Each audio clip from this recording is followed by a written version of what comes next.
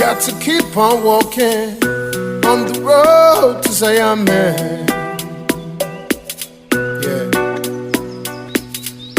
Got to keep it burning on the road to Zion, man. Hola oyentes de Radio Sefarad y bienvenidos a la sección de Luciano Mondino en Radio Sefarad titulada Sionismo, no solo cuestión de judíos. ¿Qué tal, Luciano? ¿Qué tal, Jorge? Buenas tardes. Gracias por el espacio como siempre. Bueno, hoy vamos a abordar un tema que ha sido el protagonista durante no semanas ni meses, durante años de este tipo de columnas, pero que justamente en los últimos tiempos ha quedado un poco eclipsado ante la avalancha de informaciones en otros sentidos. Vamos a hablar de Irán, que es al que Israel desde hace decenios señala como el instigador del odio a Israel en Medio Oriente. ¿Qué pasa con Irán? Sí, de hecho, casualmente, bueno, hoy estamos grabando el programa, es 17 de marzo, se cumplen 33 años del atentado a la Embajada de Israel, que tuvo la autoría intelectual de la República Islámica de Irán, junto con la participación activa y operativa del grupo terrorista Hezbollah, que 2 años después lanza el ataque, es decir, bombardea la AMIA, pone la bomba, el explosivo en la Mutual Judía en Buenos Aires. Y si hubiésemos hecho entre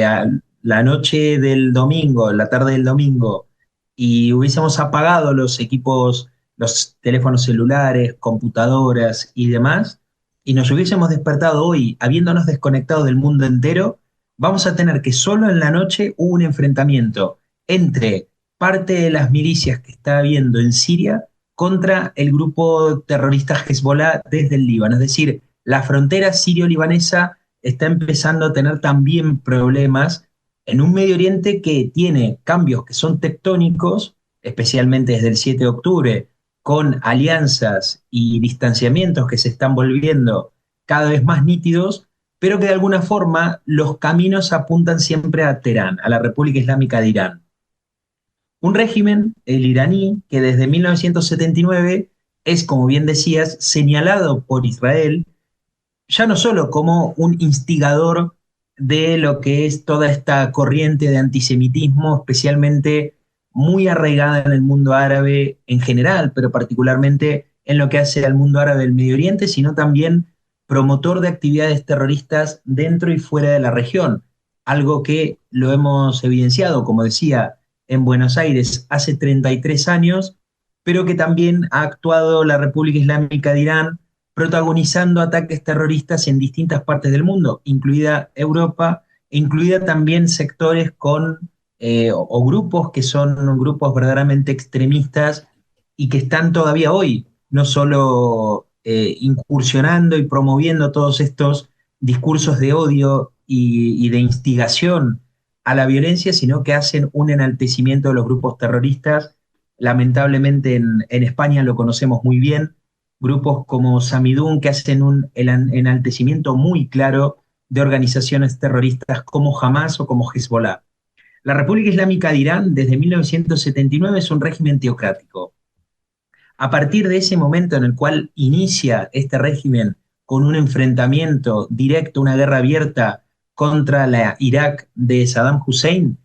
la República Islámica de Irán se convierte en un actor fundamental para entender cómo se financia y se estructura todos los grupos terroristas dentro y fuera del Medio Oriente. Hemos estado viendo antes del 7 de octubre, pero especialmente desde hace 528 días, cuando Hamas lanza la masacre del 7 de octubre contra el sur de Israel, cómo la República Islámica de Irán, con su líder supremo, Ali Khamenei, empezó a armar lo que se conoce como un anillo de fuego que rodeó a Israel a través de la Franja de Gaza, territorios en Judea y Samaria, por supuesto el Líbano con Hezbollah, el caso de los Houthis en Yemen, que en el día de ayer el sábado, fueron golpeados por los Estados Unidos en un ataque aéreo, también lo que sucedía en Siria sosteniendo el régimen de Bashar al-Assad y la intervención directa de Hezbollah para el sostenimiento de este régimen que cayó a finales del año 2024, y por supuesto lo que sucedía en Irak, que es otro escenario alterno que muchas veces queda quizás pendiente o no le damos mucha importancia, pero que Irak es, al igual que Siria, una pieza fundamental para la estrategia de la República Islámica de Irán. Estrategia que se empieza a debilitar fuertemente a partir del desarrollo militar del conflicto con las fuerzas de defensa de Israel, con el ejército de Israel y las victorias en términos militares que estos últimos han tenido, especialmente en la Franja de Gaza, donde jamás se ha vuelto casi al mínimo en lo que es su capacidad operativa y militar inmediata, de amenaza inmediata contra Israel, y Hezbollah, que ha sufrido, se estima, entre el 70 y el 80% de una reducción de su capacidad operativa. Lo mismo ocurre en Siria, con la caída del régimen de Bashar al-Assad y la apertura de todo este esquema nuevo, de este escenario de gran incertidumbre con un al-Yulani que nadie puede todavía definir qué es lo que va a suceder en esta Siria, si realmente va a haber una partición, qué rol van a ocupar los drusos, qué rol va a ocupar Turquía, Rusia y la desdibujada Irán. Pero lo cierto es que en esta estrategia, en esta mentalidad que la República Islámica de Irán ha construido desde 1979, haber perdido Siria es haber aumentado la vulnerabilidad de un régimen que empieza a tener signos de debilidad que creo que Israel y Washington, por supuesto, también, aunque Trump es muy, muy distante, por lo menos públicamente, en aceptar o tolerar incluso un ataque militar israelí directo en contra del proyecto y del programa nuclear de Irán, especialmente en Isfahan, que es la zona central del programa nuclear, que ya esto está reconocido por las autoridades internacionales. No estamos hablando de un programa civil, sino que estamos hablando de un programa que incluye un enriquecimiento de uranio mayor al 60%, que coincide con todos los enriquecimientos bélicos. Pero en todo este esquema, con la cantidad y la celeridad de noticias y de información que está habiendo desde el Medio Oriente, pero también en los distintos impactos en la política internacional, en el mes de febrero pasó algo que creo que ha sido un poco desapercibido por los medios de comunicación, pero sí que tiene una incidencia directa con lo que estamos hablando hoy.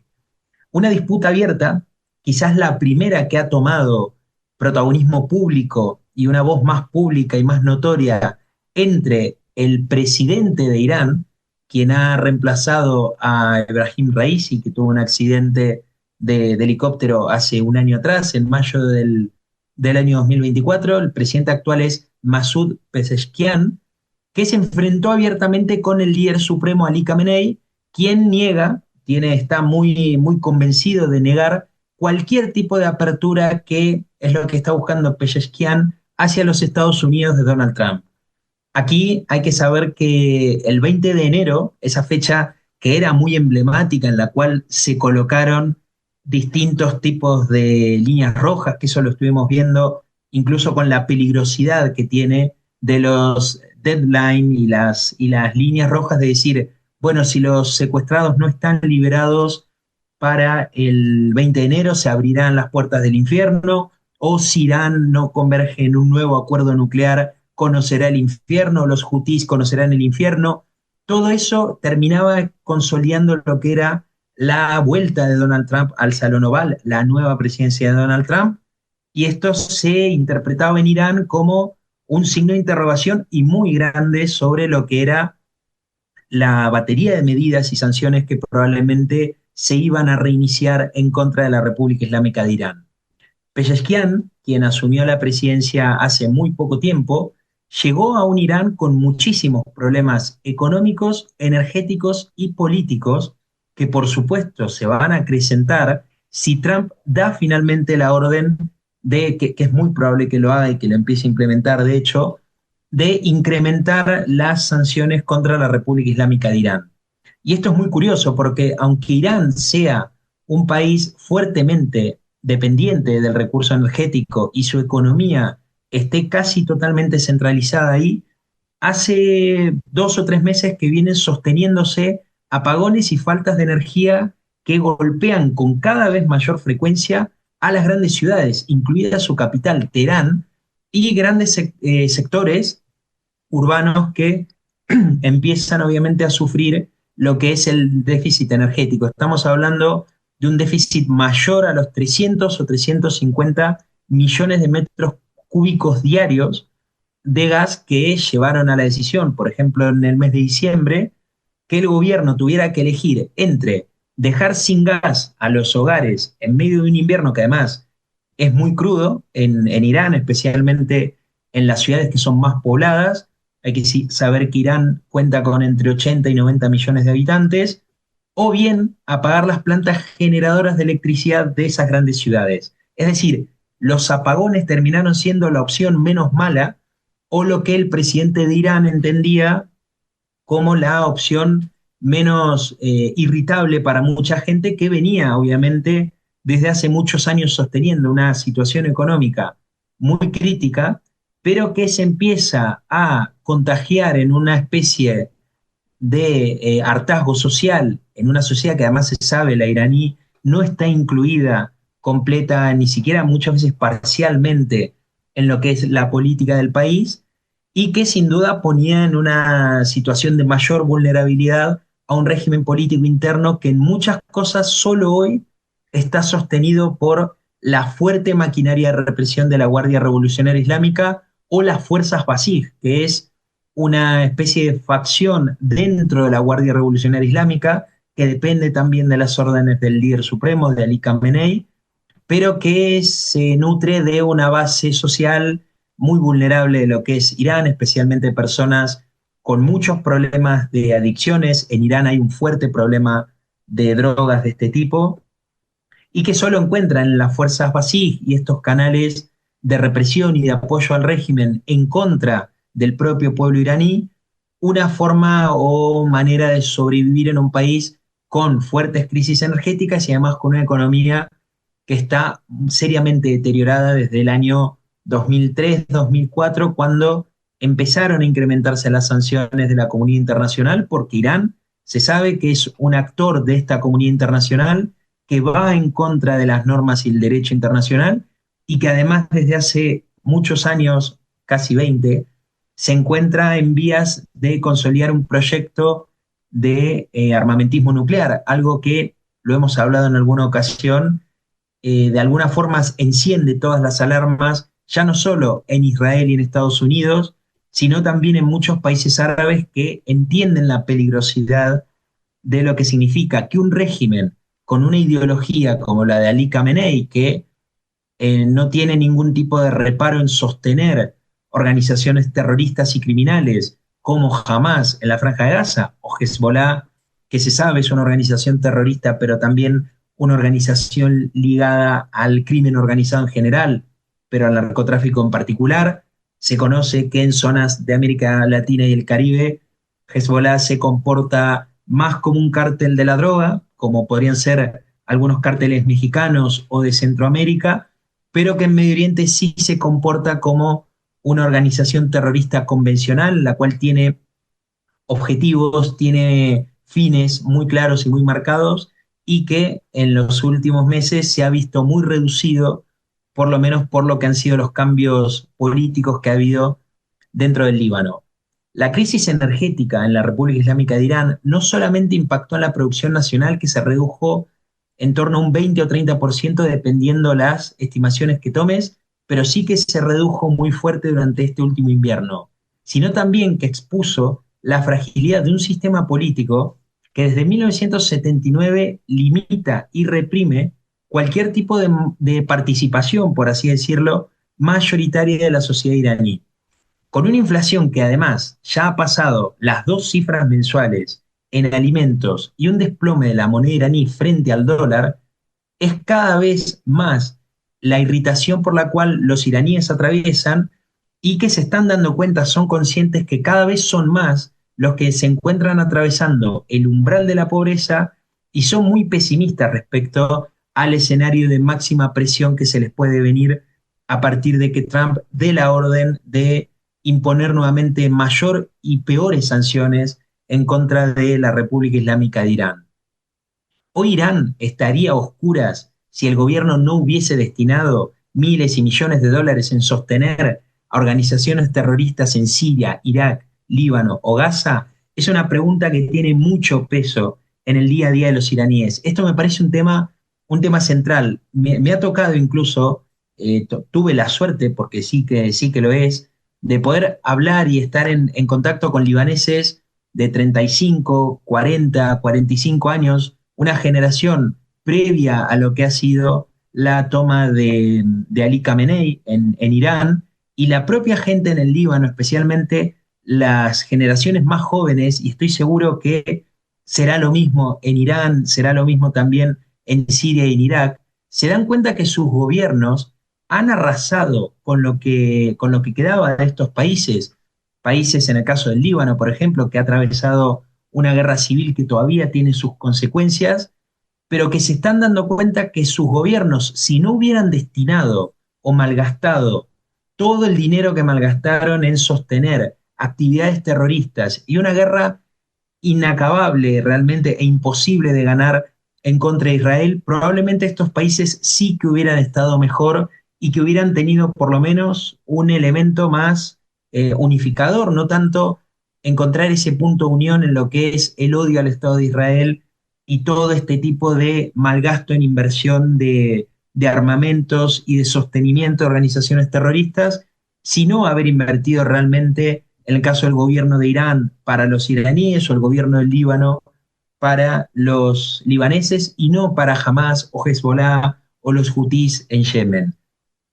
Lamentablemente, la República Islámica de Irán persigue una estructura que se refleja también en su política exterior. Creo que son puntos centrales que por lo menos nos ayudan a entender lo que es el carácter. Es un carácter islámico, del Islam político, que describe a Irán como la pieza fundamental para entender lo que ha sucedido hasta el 7 de octubre, pero para entender que todo este movimiento tectónico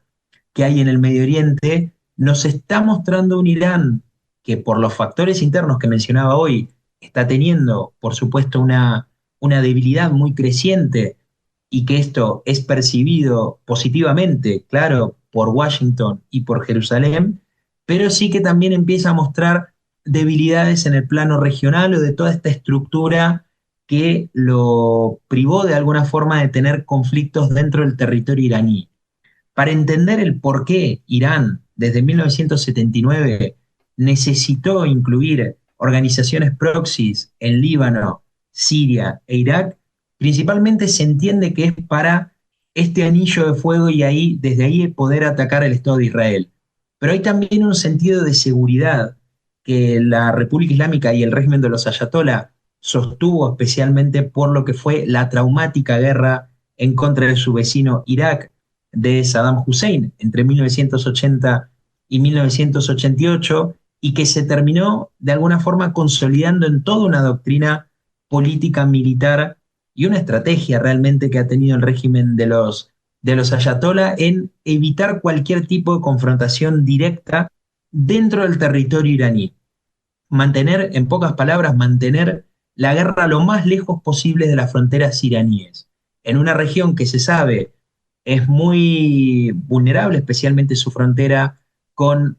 Afganistán y los pasos que tienen que ver con el crimen organizado y el régimen de los talibanes que se ha impuesto nuevamente en el año 2021, Pakistán estando cerca, y por supuesto distintos focos de alteración que hay, ya no solo en el Medio Oriente, sino también en Asia en general.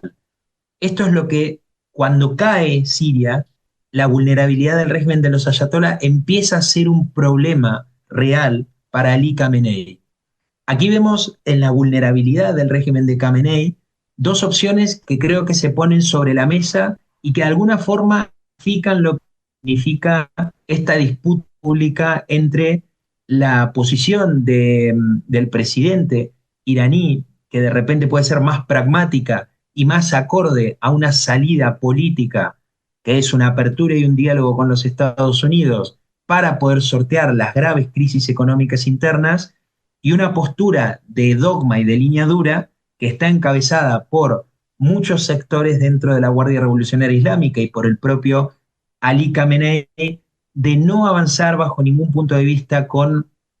un acuerdo o una posibilidad de acuerdo con los Estados Unidos, y por supuesto sostener este dogma de la guerra eterna o la guerra santa en contra de Israel, en contra de los Estados Unidos y en contra también de todos aquellos países árabes, especialmente los sunitas, que han normalizado relaciones con Estados Unidos y con Occidente, con Israel, perdón, y con Occidente, en el cual en esto sin dudas que entra Arabia Saudita como el gran apuntado por Teherán y que se sabe que la Casa Saud, especialmente el príncipe heredero Bin Salman, tiene una relación personal muy cercana con el propio Donald Trump y aquí hay una convergencia de intereses muy grandes que sin dudas van a acercar y con cada vez mayor proximidad los intereses propios personales de Donald Trump y la Casa Saud de Arabia Saudita, en el cual ahí se empezarán,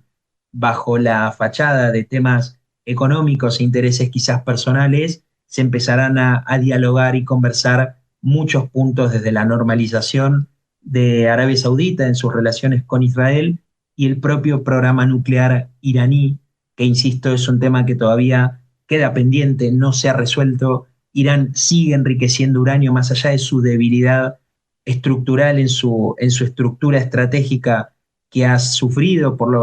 las distintas derrotas en manos de Israel desde el 7 de octubre, pero la línea dura se sigue insistiendo en no sostener ningún tipo de conversación o posible apertura política, por lo menos pública. Hubo algo de esto la semana pasada cuando Trump envió una carta al líder Khamenei y funcionarios iraníes dijeron, no hemos recibido nada, no tenemos nada que ver con una conversación con Donald Trump. Ya para cerrar, y con esto creo que va a ser el punto de partida para lo que vamos a ver en las siguientes semanas entre la conflictiva relación entre Washington y Teherán, es el programa nuclear iraní. En todo este esquema de un Irán que tiene serios signos de debilidad internos y externos, ¿qué es lo que va a suceder con el programa nuclear iraní? Es un elemento que preocupa en Estados Unidos, preocupa en Israel y preocupa también en los países árabes del Golfo. En el caso de Estados Unidos, no sigo sin ver todavía hoy, en el mes de marzo, ya con lo que es la carrera a los 100 días de presidente por parte de Donald Trump, no veo en este último una intención clara de permitir un ataque militar a las instalaciones nucleares. Aquí puede haber un sinfín de motivos por los cuales sí atacar y por los cuales no atacar. Probablemente Trump esté sopesando, y en esto creo que la influencia de Arabia Saudita está muy presente, va a preferir la estabilidad especialmente del mercado del petróleo y los recursos energéticos, especialmente en una zona que es muy conflictiva como el Estrecho de Hormuz, que conecta una zona fundamental y estratégica del Golfo, en la cual pasan millones de barriles de petróleo al día. En el caso de Israel sí que hay una intención, creo que ha habido una ventana de oportunidad militar, no una ventana de oportunidad política, a finales del 2024. En octubre de ese año, Israel logró derribar la totalidad de los sistemas antiaéreos S-300 iraníes, pero le ha faltado, creo que había, insisto, posibilidad de una ventana de oportunidad militar para concretar un ataque a gran escala contra las posiciones nucleares iraníes, pero no hubo una ventana de oportunidad política, dado que Biden obviamente prefirió la estabilidad de los precios del mercado energético frente a lo que era la campaña presidencial entre Harris y el propio Donald Trump, y sin dudas que no había todavía por lo menos un lineamiento político interno en Israel donde la situación de los secuestrados seguía siendo, como sigue siendo hasta ahora, uno de los temas centrales para terminar la guerra en la Franja de Gaza. Por lo tanto, son signos de debilidad. Creo que Irán está fuertemente débil, Irán lo sabe, la debilidad en el Medio Oriente puede pagarse muy cara, especialmente cuando tus enemigos saben que estás muy débil. Solo resta esperar cómo se van a ir acomodando estas fichas políticas y económicas y si verdaderamente Trump da luz verde a que Israel finalmente dé un golpe certero contra las instalaciones nucleares de Irán, que creo que ahí sí sería, si no es el final, es el punto casi anterior al final del régimen de Ali Khamenei, que desde 1979 está teniendo fuertes niveles de rechazo en una población iraní que creo, no estar equivocado, más de un 10 o un 15% no creo que estén hoy aceptando lo que es el régimen de Ali Khamenei. Pues te agradecemos muchísimo, como siempre, Luciano Mondino, que nos hayas acercado a este análisis de lo que está sucediendo con este protagonista que en los últimos tiempos anda un poco escondido, en silencio esperando porque está débil. Que otros metan la pata, y ya hemos visto que un nuevo socio, aparte de Hezbollah y Hamas, puede pasar a mejor vida próximamente, como son los hutíes que estábamos hablando. Muchas gracias por habernos atendido y hasta la próxima. Muchas gracias, un abrazo.